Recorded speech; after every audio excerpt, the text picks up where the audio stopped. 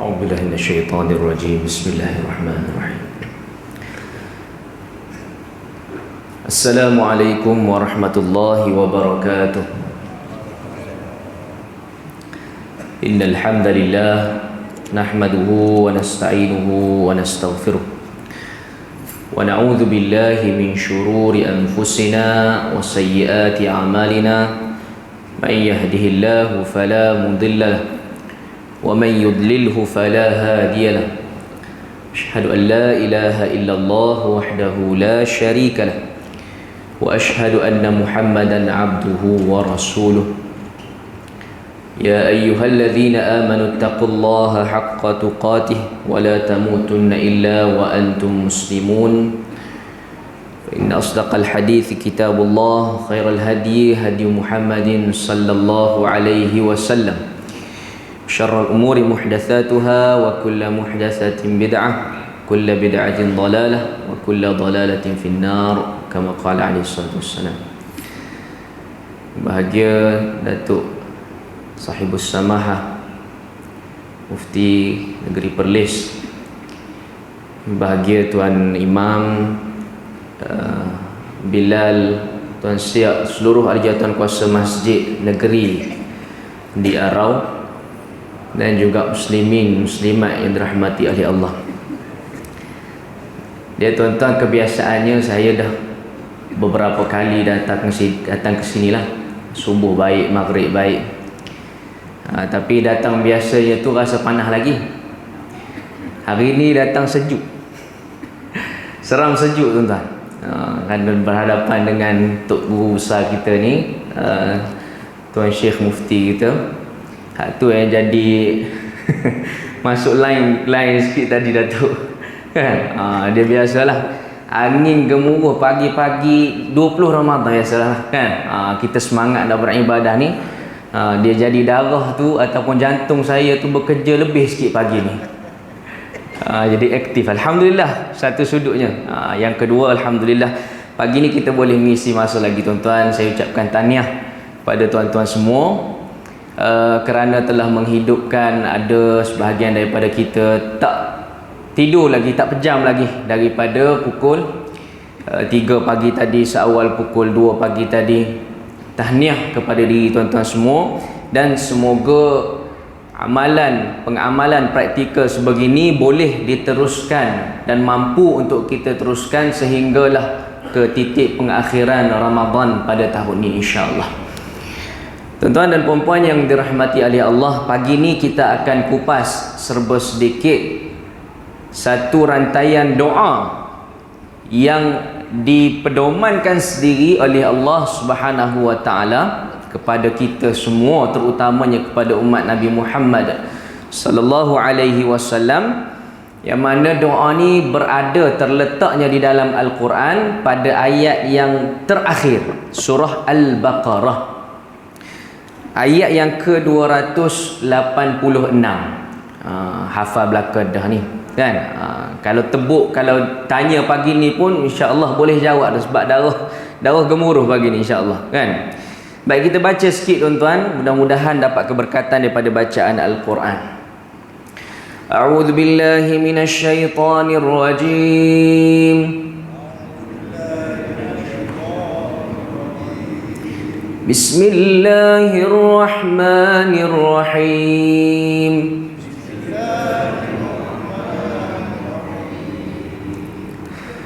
لا يكلف الله نفسا إلا وسعها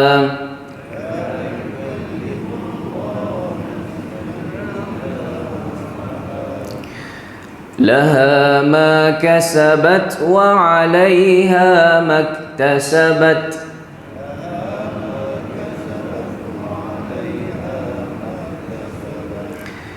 ربنا لا تؤاخذنا إن نسينا أو أخطأنا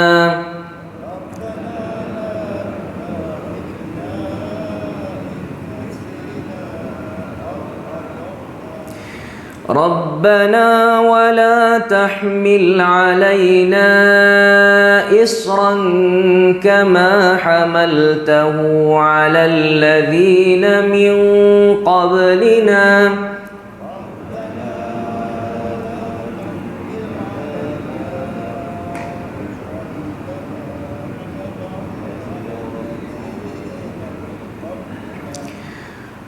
ربنا ولا تحملنا ما لا طاقة لنا به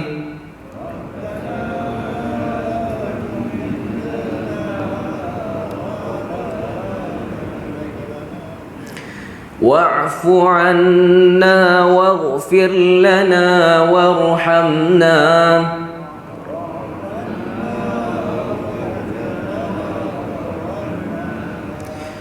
أنت مولانا فانصرنا على القوم الكافرين.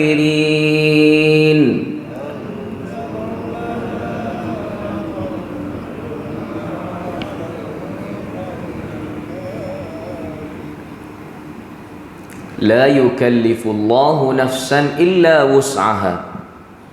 Allah tidak memberati seseorang melainkan apa yang terdaya olehnya. Laha ma kasabat wa 'alaiha maktasabat. Ia mendapat pahala kebaikan yang diusahakan olehnya sendiri, dan juga ia menanggung dosa kejahatan yang diusahakan olehnya sendiri. Mereka berdoa dengan berkata, Rabbana la tu'akhidna in nasina aw akhtana. Wahai Tuhan kami, janganlah Engkau mengirakan kami salah jika kami lupa atau kami tersalah. Rabbana wala tahmil alaina isra. Wahai Tuhan kami, janganlah Engkau bebankan kami dengan bebanan yang berat. Kama hamaltahu ala alladhina min qablina. Sebagaimana yang telah Engkau bebankan kepada orang-orang yang terdahulu daripada kami. Rabbana wala tuhammilna ma la taqata lana bih. Wahai Tuhan kami, janganlah Engkau pikulkan kepada kami apa yang kami tidak terdaya memikulnya. Wa'fu anna waghfir lana warhamna. Dan maafkanlah kesalahan kami serta ampunkanlah dosa kami dan berilah rahmat kepada kami. Anta maulana, Engkaulah penolong kami. Fansurna 'alal qaumil kafirin. Oleh itu tolonglah kami untuk mencapai kemenangan terhadap kaum-kaum yang kafir. Baik, muslimin muslimat yang dirahmati oleh Allah, ayat yang terakhir ini dalam suratul Baqarah, ghostan sedikit sebelum daripada ayat ni. Ayat apa? Kita duk wirid selalu dah ni.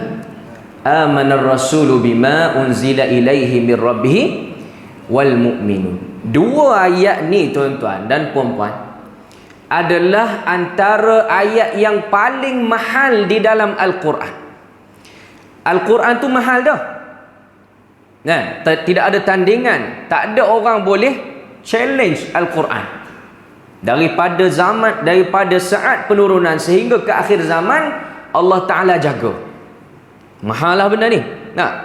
Kalau emas, Allah Ta'ala ikat harga dia kan? Nak katanya mahal tak mahal, harga ni konsisten, tidak ada pengurangan sedikit pun dan tidak ada tandingan dengannya kan? Al-Quran semua mahal, tapi dalam Al-Quran ada ayat yang lebih mahal berbanding dengan yang lainnya kan? Seperti kata Rasulullah sallallahu alaihi wasallam, bila mana Nabi khabarkan kepada sahabat, u'titu, aku diberikan kan, khawatim suratul Baqarah, khawatimi suratul Baqarah, penutup pada surah Al-Baqarah. Lam yu'qahunna ahadun qabli, tidak diberikan sedemikian kepada Nabi dan juga Rasul sebelum daripada aku kan? Panjang hadisnya. Ada Nabi sebut antara lainnya suratul Fatihah, sab'ul mathani wal Quran al-azim, antara ayat-ayat yang mahal. Sebab apa tuan-tuan? Ayat ni diberikan kepada Rasulullah sallallahu alaihi wasallam secara terus. Bila Nabi Mi'raj ke langit kan. Hadis yang disampaikan oleh Abu Hurairah, bila sampai ke langit yang ke-6 Nabi terima ayat ni. Nah, mana kata Ibnu Katsir rahimahullah, Nabi terima ayat ni min tahtil arsy, kan, daripada Nabi sebelum sampai kepada al-arsh, arasy Allah SWT, Nabi terima 2 ayat terakhir daripada surah Al-Baqarah. Kenapa boleh jadi mahal, tuan-tuan? Nah, satunya kita tahulah dia ada unsur doa. Doa ni pula bukan daripada kita, Allah Ta'ala sendiri yang ajar supaya kita berdoa dengan konteks ataupun sama seperti yang telah dituturkan oleh Allah Subhanahu Wa Ta'ala. Seolah-olah cikgu kita datang, kamu doa dengan doa ni. Tak perlu dah usaha yang lebih daripada kita nak susun, nak tertibkan baik-baik doa tu, sebab dah terhidang di dalam Al-Quran tu sendiri. Itu yang pertama, sebab ada doa. Yang kedua, sebab Nabi sendiri terima langsung daripada Allah Subhanahu Wa Ta'ala. Berbanding dengan wahyu-wahyu yang lain, mungkin ditangguhkan penurunannya, mungkin juga wahyu yang lain tu kan agak lewat daripada ayat yang telah kita baca ni, penurunannya. Dan itu antara perkara-perkara yang melebihkan ayat ni berbanding dengan ayat-ayat yang lain di dalam Al-Quran.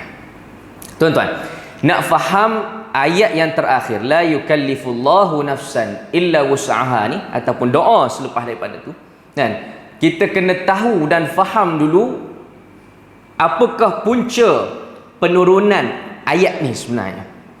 Kenapa Allah Ta'ala tutup surah Al-Baqarah dengan ayat yang istimewa macam ni? Ghostan lagi, tuan-tuan, daripada la yukallifullah pergi kepada amanar rasul, atas lagi ayat apa? Lillahi ma fis samawati wa ma fil ardh. Sebelum turunnya la yukallifullah, kita duk baca tadi ni, kan, Allah Ta'ala turunkan dulu lillahi ma fis samawati wa ma fil ardh.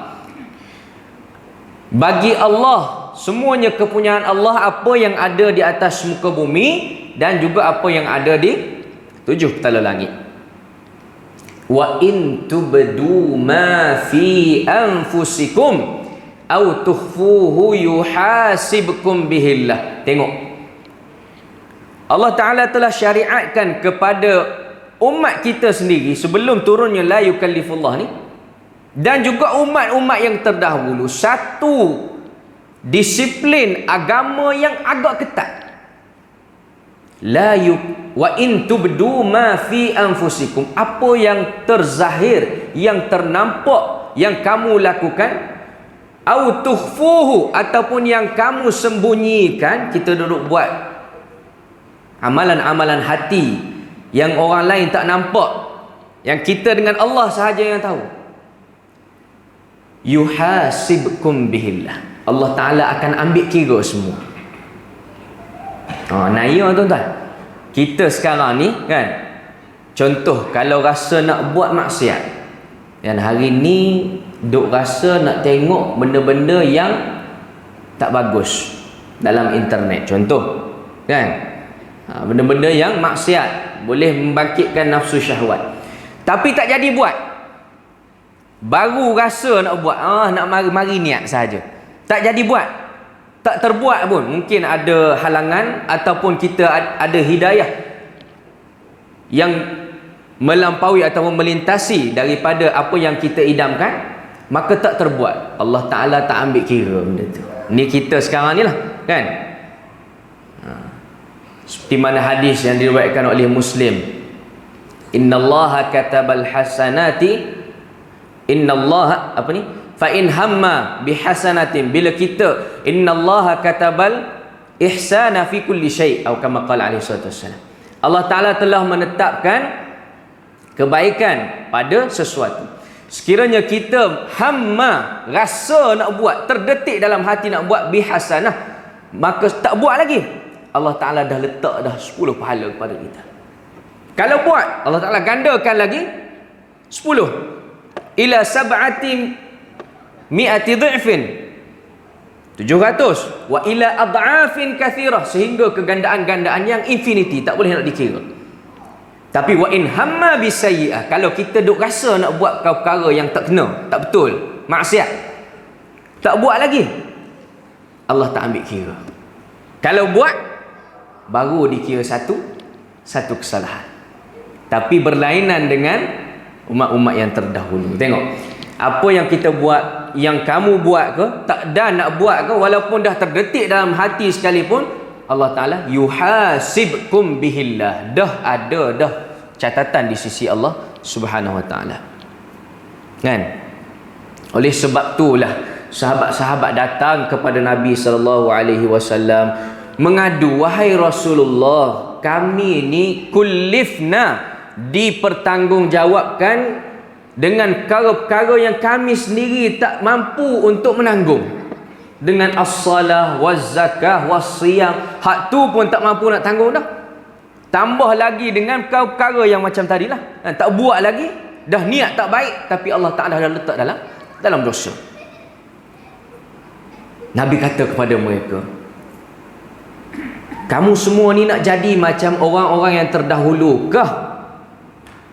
Sebagaimana mereka berkata, sami'na wa asaina, kami dengar dan kami buat tak cara gitu je, tak patuh pun. Wa asaina, kami maksiatkan kepada Allah SWT. Tak dengar apa semua. Dengar boleh, percaya tidak? Gitu. Lebih kurang tu lah katanya Bani Israel dulu. Katanya umat-umat yang dilaknat oleh Allah Ta'ala dulu. Kan? Walakin qulu, jangan duk tikai lagi ayat Al-Quran ni. Katakanlah oleh kamu, jangan duduk merungut, jangan duduk kata apa-apa, dengar sahaja. Sami'na wa ata'na, kami dengar dan juga kami patuh. Ghufranaka rabbana wa ilaikal masir. Mudah-mudahan Allah Ta'ala mengampunkan dosa kita semua. Kan? Jadi bila mana dah sahabat mengadu kepada Nabi, Nabi pun jawab sebagaimana yang diturunkan sebelum daripada ayat yang kita bacakan tadi. Begitulah kan natijahnya. Jadi Allah Ta'ala sifat dengan rahmah, kesian belas dia kepada kita, kan, diturunkan la yukallifullahu nafsan illa wus'aha, sebagai mansuh, pembatalan kepada hukum ayat yang sebelumnya tu. Hak ni lah, innallaha tajawaza an ummati al-khata'u wan nisyan, atau kama qala alaihi salatu wassalam. Kan? Turun hadis yang saya bacakan tadi, fa in hamma bihasanat, bila kita dah rasa nak buat perkara yang baik, Allah Ta'ala ganda 10, buat 10 lagi dapat, sehingga kegandaan-gandaan yang seterusnya. Tak buat lagi tapi duk rasa dah, Allah Ta'ala tak kira. Buat, Allah Ta'ala letak 1 sahaja berbanding dengan 10 hak baik tadi. Kan? Tu belum lagi kita tengok syariat-syariat orang terdahulu, umat-umat yang terdahulu sebelum daripada umat kita sendiri, Nabi Muhammad sallallahu alaihi wasallam. Tuan-tuan, apa terjadi kepada umat Nabi Musa alaihi salam? Sesuailah penurunan syariat kepada umat mereka, sebab umat Bani Israel ni degil. Buat tara mana pun tak kena belaka. Kan? Duk kira nak lawan je Nabi dan Rasul-Rasul mereka. Allah Ta'ala sebut dalam Al-Quran, wa idh qala Musa liqaumih ya qaumi innakum zalamtum anfusakum. Tatkala Musa berkata kepada kaumnya, ya qaumi innakum zalamtum, wahai kaumku, kamu semua ni dah menzalimi diri kamu sendiri, bittikhadhikumul ijl, kamu duk sembah lembu lah, duk buat patung lembu Samiri tu kan. Aku pergi sekejap sahaja beruzlah, jumpa dengan Allah Ta'ala kan di Bukit Tursinai, turun tengok kamu ni dah dalam kesesatan dah semua. Jadi macam mana nak bertaubat? Fatubu ila bari'ikum, bertaubatlah, kembalilah kepada Tuhan kamu. Faqtulu anfusakum, bunuhlah diri kamu. Tengok cara nak bertaubat Bani Israel. Macam mana nak bertaubat? Kena bunuh diri, tuan-tuan. Kita nak taubat, nak bunuh diri, tak tahulah kan. Nak semayang 2 rakaat pun berkejaran. Ni nak kena bunuh diri baru diterima taubat oleh Allah SWT. Zalikum khairul lakum, tak ada jalan lain dah. Nabi Musa kata itulah jalan yang terbaik untuk kamu. Bunuh diri kamu, maka bersihlah buku amalan kamu di sisi Allah Subhanahu Wa Taala. Ni syariat orang-orang yang terdahulu. Nah, tercampur yang lain lah. Macam yang kita sebutkan tadi, kalau dah niat nak buat jahat, Allah Ta'ala tak ambil kira, Allah Ta'ala dah kira dah. Itu pun membebankan kita dah sebenarnya. Banyak lagi tuan-tuan, Allah Ta'ala sebut dalam suratul An'am kan, berkenaan dengan umat-umat yang terdahulu, Bani Israel, tak boleh nak makan haiwan-haiwan yang berkuku kan. Wa 'alal ladzina hadu harramna kulla dzi dhufur. Allah Ta'ala kata, bagi orang-orang yang hadu, orang Yahudi ni, haramna, kami mengharamkan kepada mereka kulla dzi dhufur, apa sahaja binatang-binatang yang ada kuku. Orang tak boleh makan ayam gitu. Kan? Ayam tu kira makanan ruji dah tu. Tak kira lah Arab pun makan ayam, kita pun makan ayam. Kan? Orang dulu tak boleh nak makan binatang yang berkuku ni. Bebanan ujian yang Allah Ta'ala berikan kepada mereka lah, umat-umat yang terdahulu, yang Allah telah angkat kepada umat kita Nabi Muhammad sallallahu alaihi wasallam. Berbalik kepada doa, laha ma kasabat wa 'alaiha maktasabat. Kembali kepada teori asal. Kamu buat baik, Allah Ta'ala bagi kebaikan. Kamu buat tak baik, kena buat kejahatan, maka Allah Ta'ala berikan yang sepatutnya. Nah, berdasarkan kita punya tingkatan-tingkatan kejahatan itulah kan. Kalau kita ada tersangkut dengan sesama manusia, kena selesaikan dengan manusia. Tersangkut dengan Allah SWT, selesaikan dengan Allah SWT melalui kata taubat dan sebagainya. Rabbana la tu'akhidna, wahai Tuhan kami, janganlah engkau ambil daripada kami, inna sina au akhtana, kalau kita lupa, Allah Ta'ala tak ambil kira, ataupun kita tersalah, duk rasa betul dah kan, pendapat ni dah hak paling tepat sekali, dengan dalil-dalilnya hak kita duk belajar, hak tok guru kita duk bagi tahu, duk pedomankan kepada kita, tapi pada di sisi Allah hakikatnya salah, maka Allah Ta'ala tak ambil kira kan. Rahmat tak rahmat tuan-tuan? Tu dalam bab syariat. Banyak lagi lah segmen-segmen kehidupan kita, dalam tindak tanduk kita berkeluarga kan, tingkah laku kita melaksanakan kehidupan dengan alam sekitar, benda-benda yang kita tak sedar, benda-benda yang kita sedar sekalipun tapi kita rasa betul, pada hakikatnya di sisi Allah salah, maka dengan sebab kejahilan yang kita ada, lupa yang telah kita lalui, maka Allah Ta'ala tidak ambil kira. Mahal doa ni tuan-tuan, bukan kita berdoa ni, Allah Ta'ala ajar. Kata oleh kamu wahai Muhammad, begini doanya. Allah Ta'ala tak zalim, takkan Allah Ta'ala zalim. Kalau kita berdoa, Allah Ta'ala tak terima, sedangkan doa ni daripada dia, maka kena sering basahkan lidah kita. Rabbana la tu'akhidna inna sina au akhtana. Rabbana wa la tahmil alaina isran kama hamaltahu ala alladhina min qablina. Kita dah sebut panjang sebenarnya. Ya Allah, janganlah kamu bebankan kami dengan bebanan yang berat seperti mana kamu bebankan kepada kaum-kaum yang terdahulu daripada kami. Tengok apa yang telah dilalui oleh Bani Israel kan. Setiap hari Allah Ta'ala izinkan untuk pergi ambil hasil laut. Sampai sekarang ni pun kalau di tanah Syam, di tanah tempat tumbuhnya Bani Israel tu kan, tempat bertamadunnya Bani Israel, mereka sumber utama bagi makanan, pendapatan mereka adalah hasil laut di Palestin. Mana Yahudi duk sekat sekarang ni, tak boleh nak ada dia punya teritori dia kan, dia punya sempadan, tak boleh nak ambil hasil laut tu. Sebab itulah mereka percaya lagi ini adalah tempat suci sebagaimana yang telah direkodkan dalam SWT Al-Quran. Tiap-tiap hari Allah Ta'ala bagi untuk ambil hasil laut, kecuali sehari je Allah Ta'ala tahan kan, hari Sabtu je, hari ni kena rehat. Hari tu pula lah ikan banyak. Hari tu pula lah hasil laut ni dah lompat-lompat berair mulut tengok kan. Oh, tak boleh nak tahan tuan-tuan. Langgar syariat Allah SWT. Kita sekarang ni tak diikat begitu kan. Hari Jumaat pun boleh langgar juga kerja, tak apa, tak ada masalah. Walaupun Jumaat tu perayaan bagi kita kan.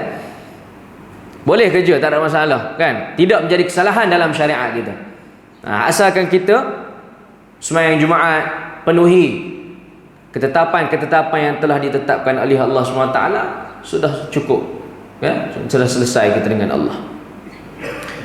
Apa yang dilalui oleh kaum-kaum yang terdahulu, kaum Nabi Hud, Nabi Nuh, Nabi Saleh, tak sanggalah dia punya ujian tak? Berbanding dengan kita sekarang ni yang dah banyak ringan, 5 kali sahaja semayang yang difardukan kan. Zakat pun paling-paling tak mampu setahun sekali je.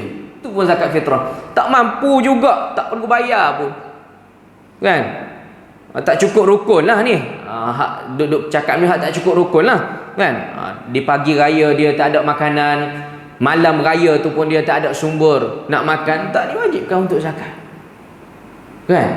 Dah ringan banyak dah kita berbanding dengan umat-umat yang terdahulu. Pun Allah Ta'ala ajar doa ni kepada kita. Dah tahu sebenarnya kan, kita ni dah lebih manja dah banding dengan umat-umat yang terdahulu. Allah Ta'ala juga perintahkan supaya kita berdoa dengan sebegitu. Rabbana wala tahmil alaina isra, janganlah engkau timpakan ataupun pikulkan kepada kami bebanan yang sebagaimana yang telah engkau pikulkan bebanan tersebut kepada umat-umat yang terdahulu. Rabbana wala tuhammilna ma la taqata lana bih. Begitu juga wahai Tuhan kami, wala tuhammilna, janganlah engkau pikulkan kepada kami apa yang kami tidak terdaya untuk memikulnya. Begitu juga dengan perkara yang kamu mungkin tidak syariatkan kepada umat yang sebelumnya, ada pada masa ni kan. Kalau kita celik-celik mata hidup dalam keluarga yang kesusahan, daripada kecil lagi keluarga kita ni tidak tetap macam keluarga orang lain kan. Mak ayah tukar contohlah kan. Kalau ada ni minta maaf lah nah. Abangnya perangai tak kena, kakaknya duduk macam tu, adik kita hidup macam serba tak kena. Tengok orang lain hidupnya licin sahaja, smooth sahaja, tapi kita tidak. Maka kita diarahkan oleh Allah Ta'ala kan, dalam keadaan kita redha dan juga ikhlas, supaya kita doa wala tuhammilna ma la taqata lana bih. Mudah-mudahan dengan keberkatan kita doa Allah Ta'ala jangan pikulkan aku dengan apa yang tidak aku larat untuk pikulnya kan. Ma la taqata lana bih, Allah Ta'ala gantikan dengan yang lebih baik. Tak semua kehidupan kita ni sama tuan-tuan. Tak. Ada orang yang diuji dengan masalah rezeki dari segi sumber peruntukan kewangan dan sebagainya. Ada orang yang diuji dengan zuriat, ada orang yang diuji dengan kepelbagaian ujian. Tuan-tuan jangan ingat orang yang kaya ni tak ada ujian, ada ujian juga kan. Kita duk tengok orang kaya pakai kereta sedap, aircon tak ada masalah. Kita kancil 660 aircon, daripada beli sampai nak jual balik tak ada aircon. Ya. Jangan duk ingat orang kaya tak ada masalah tuan-tuan. Saya teringat satu cerita. Cerita masa kita budak-budak dululah. Masa duduk belajar dulu. Di Tanah Haram lah, Mekah. Kita selalu duk jumpa dengan hujjaj kan. Orang pergi umrah, pergi buat haji. Satu hari saya berjumpa dengan seorang tokoh perniagaan, businessman lah kita kata. Tak sebut nama lah kan. Cuma nak bagi ibrah ataupun kita kata apa yang kita boleh dapat daripada kisah ni. Waktu asar kebetulan jumpa, kita bagi salam, duduklah sembang sekejap kan. Oh, Malaysia dia kata, Malaysia. Sukalah orang Malaysia jumpa sana kan. Tambah pula orang bangsa kita. Orang budu. Kan? Oh, cakap sedap kan? Cakap je. Sampai waktu dekat dengan maghrib. Kata ustaz, saya nak balik dulu. Nak pergi siap-siap. Okey. Tak apalah kalau macam tu kita jumpa balik. dekat nak maghrib nanti saya tunggu dekat pintu Menara Jam. Tuan-tuan, Zam-Zam Tower tuan-tuan. Menara Jam. Hotel tu hotel Menara Jam. Bukan hotel kita hak Cokia ni tu. Kita menara juga kan. Tapi duduk kaki bukit. Nak pergi ke masjid tu kena naik bukit dulu, turun bukit pula. Naik bukit, turun bukit. Penat. Dia ni tekan lift je.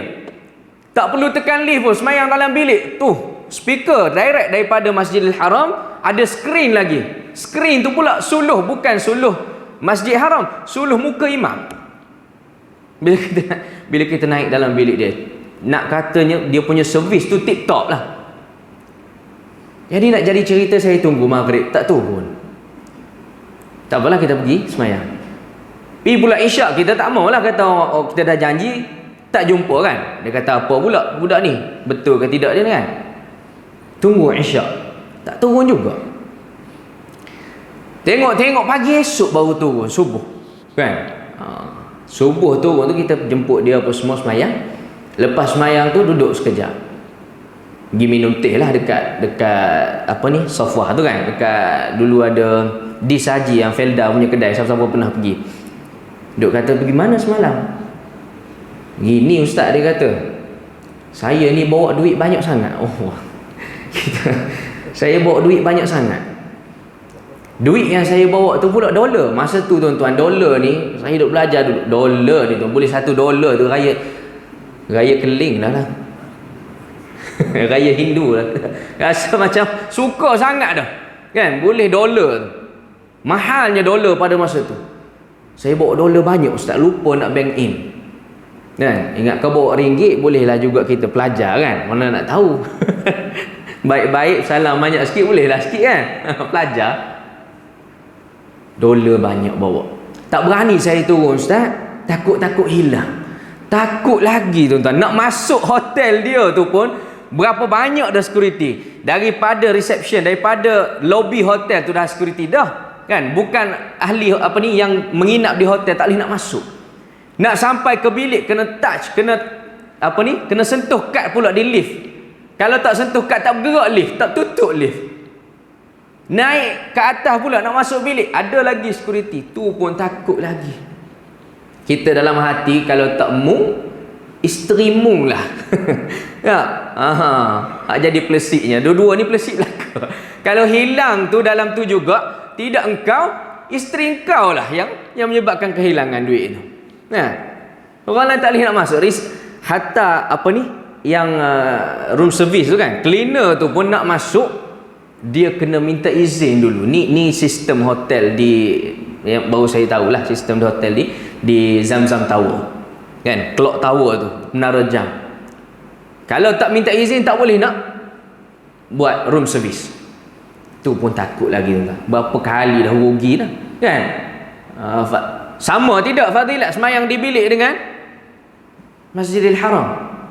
Orang kaya, anak ramai, mungkin hidup dia tidak diuji dengan kekurangan dari segi apa ni, mata pencarian, tapi diuji pula begitu rupa kan. Banding dengan kita sekali setahun umur 60 baru boleh bingkah kan. Tu pun hak tabung haji bagi subsidi contohlah kan.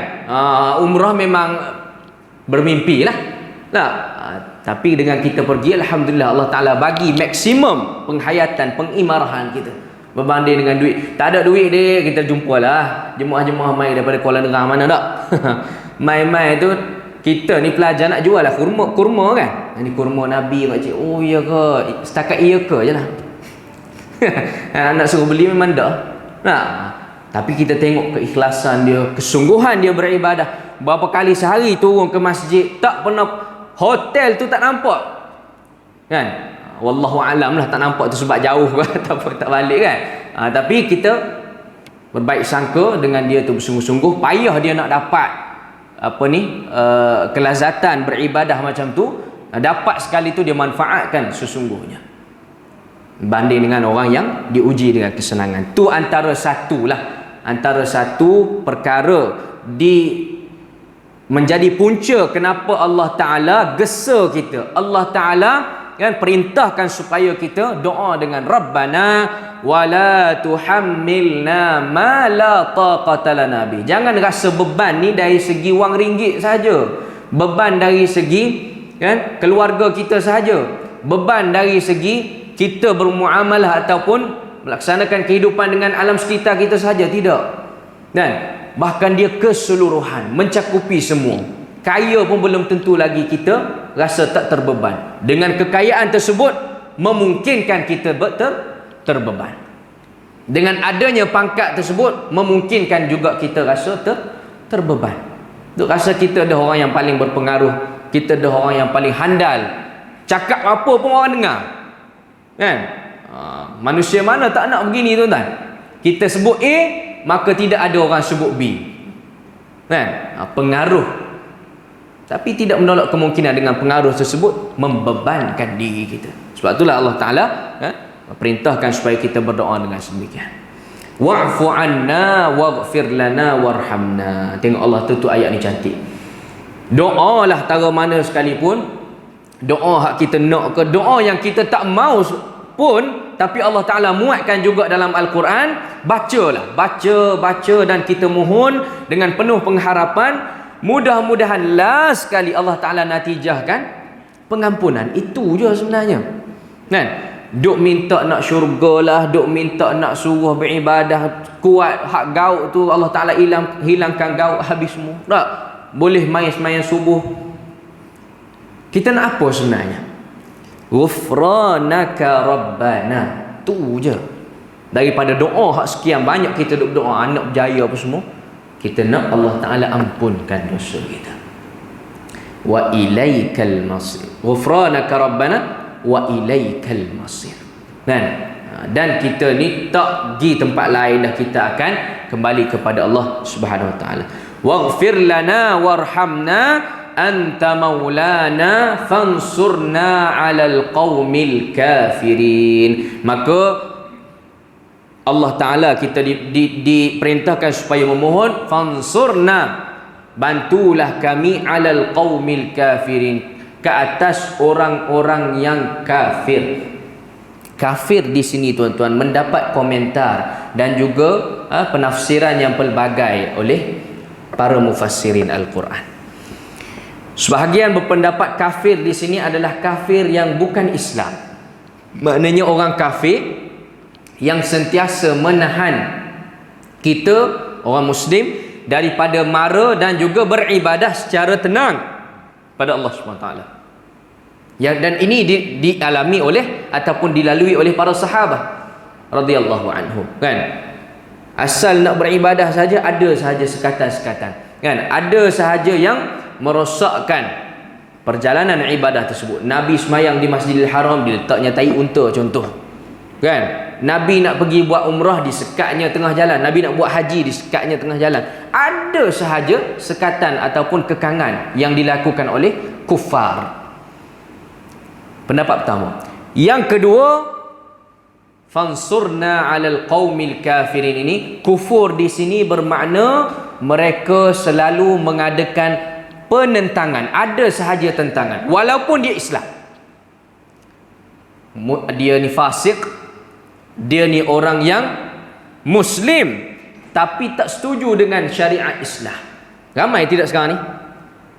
Nah, dia Muslim, bersyahadah, tak boleh nak bunuh dia, tidak boleh laksanakan hukum hudud, dia murtad, tak boleh, dia memang Islam tapi dia tak bersetuju dengan syariat Islam. Semayang ni tak apa, kita boleh ringkaskan, dia kata, kan? Tak perlu nak meraihkan batasan antara lelaki perempuan, kena angkat lagi hak kesamarataan. Ni orang-orang jadi macam ni termasuk juga dalam al-kufru, fansurna 'alal qaumil kafir, yang selalu menyatakan penentangan terhadap syariat Allah Subhanahu wa taala. Maka kita minta Allah Taala juga bantu kita supaya kita ni kuat, berterusan dan juga boleh lawan terhadap hujah-hujah mereka ni. Tanyalah sendiri tuan-tuan, boleh tak kita nak lawan hujah-hujah orang liberal ni lah ni, kan? Dia ni orang liberal, orang-orang yang jenis nak mengangkat hak asasi manusia ni lah, mudah-mudah kita kata, kan? Mereka ni hujah dia konkret tuan-tuan. Kalau kita tak berhujah dengan dia, rasa tutup kedai awal lah kita. Dia punya hujah tu logik, boleh makan kita balik kalau kita tak ada ilmu. Jadi dengan kita ni ilmu hak tipis dah, berhadapan pula dengan dia, ketar kepala lutut je tuan, kan? Duduk depan mufti berketar dah, nak duduk depan tak tahu lagi lah, kan? Jadi Allah Ta'ala minta supaya kita berdoa, fansurna alal qaumil kafir. Yang pertama maksud dia memang kufur tidak Islam. Yang kedua dia Islam, tapi dia menzahirkan Islam dia, dalam masa yang sama dia menzahirkan juga penentangan dia terhadap disiplin dan juga syariat-syariat Islam. Juga kita disarankan, kita digesa, kita diperintahkan untuk berdoa supaya Allah Ta'ala bantu kerja-kerja dakwah dan juga kerja-kerja kita untuk mencapai tahap keridhaan Allah Subhanahu Wa Ta'ala. Begitulah sedikit sebanyak tuan-tuan perkongsian doa. Di mana sunnah kita doa ni tuan-tuan untuk baca. Pertamanya sebelum tidur, kan? Sebelum tidur baca ayat kursi, baca 3 kali setiap kul tu, kan? Kul huwallah, kul a'udzu birabbil falaq, kul a'udzu birabbin nas. Tuan-tuan tak ada tangan, tuan-tuan baca, bagi angin tu kena tangan, kan? Antara sunnah Nabi hembus. Nabi ada aktafah. Dia apa ni? Kalau kita ludah, kan, tapi tidaklah ludah dengan air liur, ludah dengan angin liur. Begitu. Ludah dengan angin, kita ruqyahkan diri kita. 3 kul tu Nabi usap daripada muka kepala dia ni sehingga ke separuh badan. 3 kali ayat kursi, 3 kul, kemudian kita baca pengakhiran surah Al-Baqarah, mula daripada lillahi ma fis sama, ataupun nak ringkas lagi amanar rasulu bima, sehinggalah kepada ayat yang kita baca tadi, fansurna alal qaumil kafirin. Tamam. Mana lagi sunnah selepas daripada solat, kan? Dalam Al-Azkar Al-Imam Nawawi sebut, kan, kita baca amanar rasulu bima unzila ilaihi min rabbih wal mu'min, walaupun ada sedikit kritikan terhadap zikir hadis ini, kan, akan tetapi fadilatnya, kan, kita boleh amalah dari segi fadail amal. Amanar rasul sehingga fansurna al qaumil kafir. Dan juga dalam waktu-waktu yang lain yang lebih umum, kita nak berdoa, ambillah doa yang paling afdal adalah doa yang ada dan terlekat kuat pada Al-Quran dan juga sunnah Nabi kita Muhammad sallallahu alaihi wasallam yang sahih. Di samping doa-doa yang kita reka, doa-doa yang kita, kan, susun, itu pun tak ada masalah. Ud'uni fastajib lakum. Apa sahaja jenis doa Allah Ta'ala akan mustajabkan. Jangan doa laknat aja, kan? Kecuali kita dizalimi, kan? Yang paling baik ambil doa-doa yang ada dalam Al-Quran, itu lebih dekat Allah Ta'ala nak makbulkan doa kita dan yang kita doakan, insya-Allah. Cukup sekadar tu dulu tuan-tuan untuk kos siang pagi ni. 3 rantaian doa, jangan kita putus untuk mendoakannya, terutamanya di 10 akhir Ramadan ni, kan, bebanan cukup banyak, kerja banyak tiap-tiap hari, nak beli baju raya lagi tak beli lagi ni, kan? Balik rumah saat lagi orang rumah pula, kan? Tu bebanan juga, kan? Abang ni anak 10 tak beli lagi baju raya pula, kan? Mai ustaz ajar doa dah, hembus kat muka. Rabbana wala tuhammilna ma la taqata lana bih. Kena pinggan pula bani tu. 40 hari dah abang ni rasa. Wallahu taala ala wa alam, sallallahu ala nabiyyina Muhammad wa ala alihi wa sahbihi wasallam. Walhamdulillahirabbil alamin. Assalamualaikum warahmatullahi wabarakatuh.